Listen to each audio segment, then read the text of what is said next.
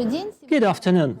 And today, in the framework of the Gaidar Forum, we welcome Mr. Savatyugin, professor of the High School of Economics and chair economist with merits and chair member of the Chamber of Accounts of Russia. Good afternoon, Vladimir. Thank you so much for coming. Today, I would like to talk to you about the financial behavior of the Russian citizens and the models which cropped out or changed in that very difficult year of 2020. Certainly, the year 2020 was not easy, not only for the Russian citizens, but also for their financial behavior as well. And this is not the COVID-19 or the pandemic which affected that. Certainly, it has some effect, and we'll speak about that, but this is not only due to the COVID-19 that the financial model changed, and it changed dramatically. The second factor which added to that is about macroeconomic tendencies which we had, even without the pandemic, and the third factor which influenced that is what was called before science and technological progress, digitalization and new technologies which accelerate. In terms of macroeconomics, we may note the following: low inflation rate, historically low inflation rate, and a very low key base rate proposed by the Bank of Russia. Low cost of money, and it means that it exercises some pressure on all the rates for deposits. And actually, the deposit rates are a little bit higher than the inflation one, and that means that people are looking for more high-yielding investments, and they can find that at the stock markets. And for this year, we saw an inflow of retail investors to the stock market. So it means that 2020 became a very breakthrough year. For 25 years, the stakeholders of the stock market said, and where do we find the retail investors? Here they are. We see the doubling of the individual brokers' accounts, which hit the figure of 9 million, and very soon it will surpass the figure of 10 million. And quarter of trillion rubles accumulated on those accounts. Is it big or not? Well, that's a lot. This is 2 times more than a year ago, 4 times more than 2 years ago. So it means that the market doubles every year. At the same time, we remember that the revenues and incomes go down. And for falling incomes, this is a very unusual phenomenon, but it can be explained.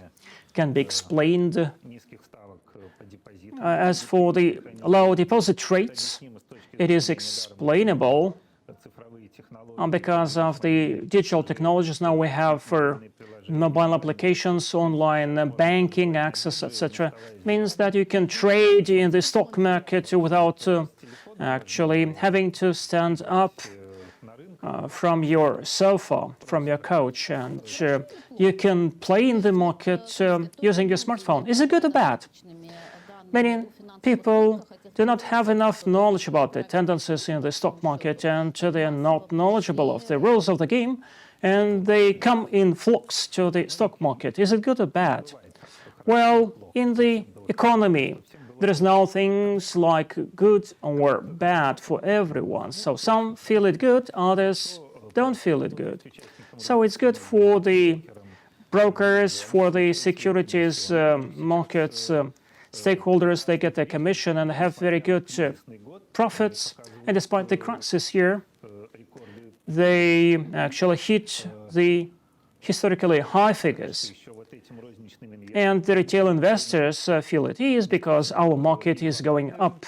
The global markets are rising. The American one is also on the rise. The second quarter was not successful. Everything plummeted, but at the moment, it goes on very well. So people see very good yield, and people try to avoid the banking deposits.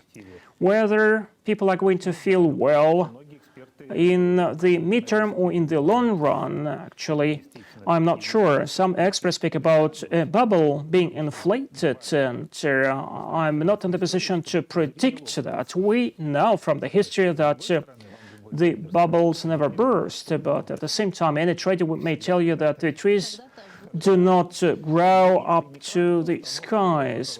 So if the market doesn't crash, probably it will still stop growing. But for the investors, if the market is not growing, if it is fluctuating within the counter trends, it means that this is very bad for you, that you invested certain money, but it doesn't give you any profits. So this is very unusual. You spoke about the midterm prospects. Midterm, what is it for you?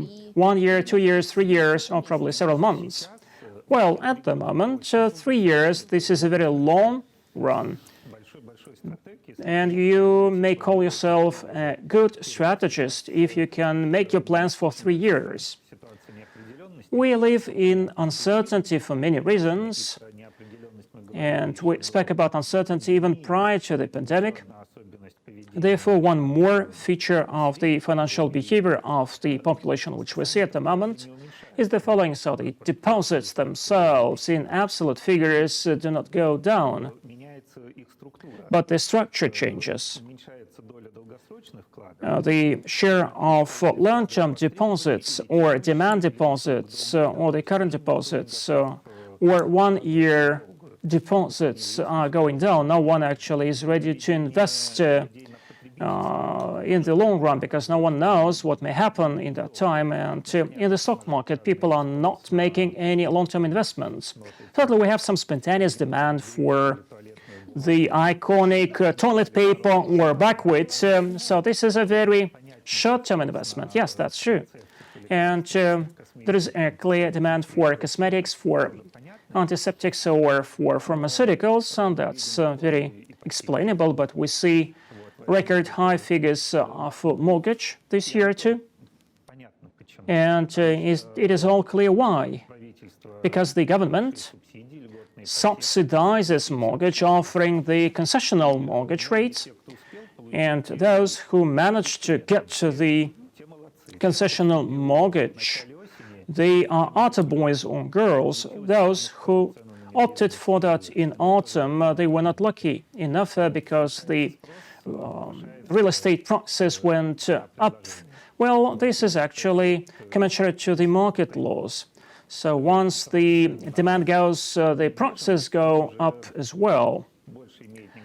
And I would say that the rise in the real estate prices has a more detrimental effect than the rise in the demand. Actually, the rates of the retail lending dropped dramatically in the second quarter. Then the third quarter was about the resuscitation of that demand.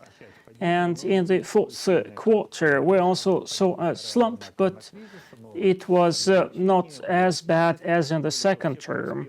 It was driven by the second wave of COVID-19, and there was a delayed demand. Those who didn't manage to buy real estate before did that. Those who saved up on the travel because they didn't have to invest into their travel, into their holidays. Actually, they bought some real estate or cars. The car lending increased dramatically. The smart bankers who may put 2 and 2 together, they actually offer the consumer loans, but at a less rate because they are more risky. As far as they have to increase their portfolio, they actually are proposing the mortgage-based and car-based lending because this offers a very good collateral, very liquid collateral. So we see that people behave very rationally as becomes homo economicus. They are changing the structure of their investments, making these investments more short-term.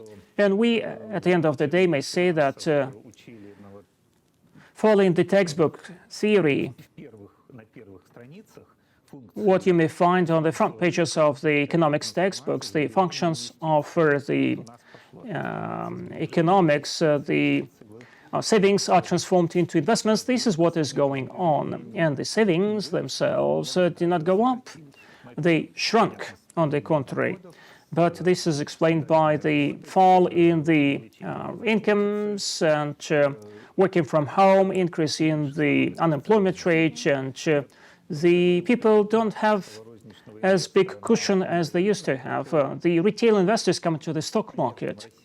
Following the rational standard, this is a booming market, but following the global standards, this is not actually good enough. So the Moscow exchange boasts 10 million accounts, but there are not too many of them which are active.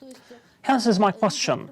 So people are opening their accounts, but they are not putting any money on that account. So why do we find such a behavior? Is it just a fashionable trend? Is it just trendy? Opening an investment account. So actually there is a brokers accounts or investments accounts. End of the year, we see about 3 million of investment accounts being opened, and they have about 300 billion Russian rubles. So this is not too much. About 100,000. And this is true not only of the brokers' accounts and the loans extended by the banks, but the average bill is going down. What's the attitude to the brokers and the investment account? Well, on the one hand, it has become trendy and you can give it a try. You just put some money, amounts of money. The entrance threshold is very low. Several years ago, actually, it won't be interesting for the brokers if you don't have 300,000 rubles. It would be interesting for the forex market stakeholders, but not interesting for the stock market stakeholders. But now you can give it a try to play, trying to win, or just people are opening their accounts for the rainy day. So if the opportunity pops up, at least you will have an account, and that's good. So the people have to be used to complicated operations or transactions to bear some investment responsibility. Meaning that the people have to be responsible for their behavior, including their financial behavior. If the financial behavior is reduced to just getting a debit card by the bank, a payroll card, and you're using that in the supermarkets, probably that would be good and very literate. But at least you have to try something new and extend the horizons of your financial knowledge.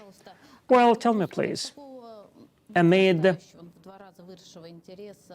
the doubling of interest to the stock market on behalf of the retail investors, probably we have to change something in the taxation, in the legislation which regulates our stock market, bearing in mind a big number of non-qualified investors, amateur investors.